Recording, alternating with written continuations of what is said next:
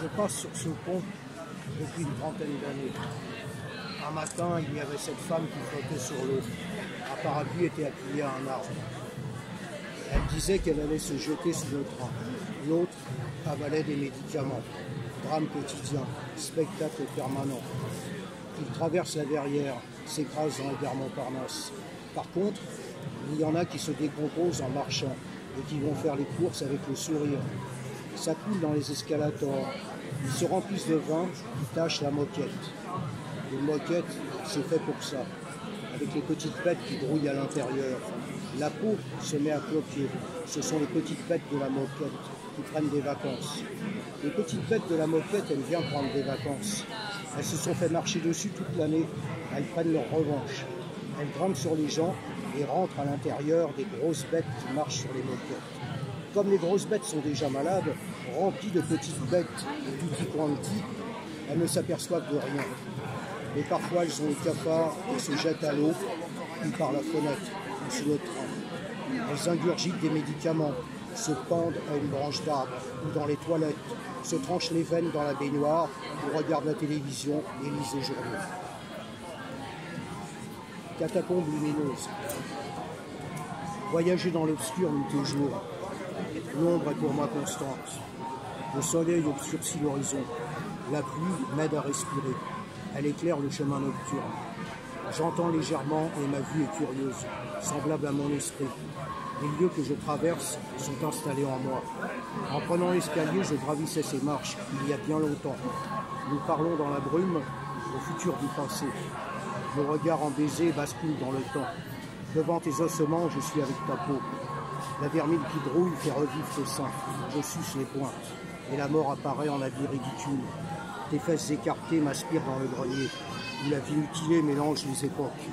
Passage de ces corps dispersés dans l'espace, végétation invisible à l'intérieur de mon crâne en catacombes lumineuses.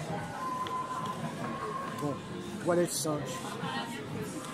Excusez-moi pour celui que je vais lire, toilette 5. Si c'est possible. Il te fourre les mains dans le ventre pour y mettre de la paille. Une pâte agrafée sur la table de la cuisine. On nous sert des cocktails à la piste de vieillards internés. Il y en a un qui nous plante un grand clou de cercueil dans le crâne. Ma cervelle se met à mousser au-dessus de ma tête, avec les cheveux qui collent dans le sang. Il y a les vieilles qui sautent à la corde, à l'aide de nos sexes distendus. Des enfants nous fourrent des bonbons dans l'anus. Ils tombent aussitôt sur le sol par l'ouverture de nos ventres béants. Des comparses arrachent les doigts et membres variés de nos corps à disposition, ongles des pieds ou des mains, grand classique, allumettes, pinces et aiguilles. Le ciel pue, des versants et fientes divines. Dans la bouche, les excroissances des lilliputiens prolifèrent en séminalité lutinesque. J'ingère mes pastilles de succubes en incubation dans les baldaquins. Le chevauché diabolique décapite les innocents assoupis dans les bras de l'ogre à 1000 têtes vociférant dans les déserts de mirage. Les corps à suppuration spontanée s'entassent à perte de vue. Population avide dans la dilatation, libérant la sanie du lointain. Les fontaines de pus alimentent notre pensée. Onctuosité vaginale, éruption de clitoris éloquent. Avide et exigeant en surface de gouffres insondables. Leur attente est immense. Les pays traversés multiples, intenses et abrasifs. Aller toujours plus loin sans répit, jusqu'à la perte de raison. Interrompre ce voyage serait criminel. Refuser la mort somptueuse. Survivre alors que la perte de soi est la plus intense. Mais l'anus n'est pas loin. J'aime percevoir la jointure où se produit l'échappement des entrailles. Enfouir mon sexe dans les excréments. Inonder les champs des bandages. Empalement subtil, centaure au fond d'un cul, frénétique et puissant.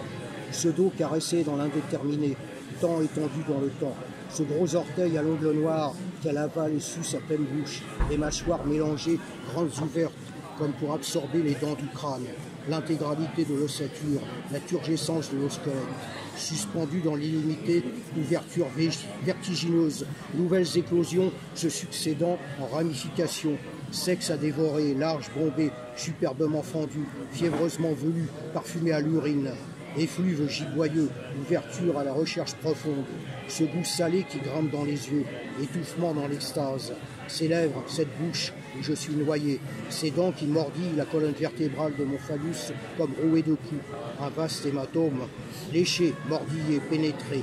Elle prend ses jambes, les mains derrière le genou, à la verticale, ouverte pour aller plus profond, éjaculer dans son cerveau, embraser le dedans de son regard.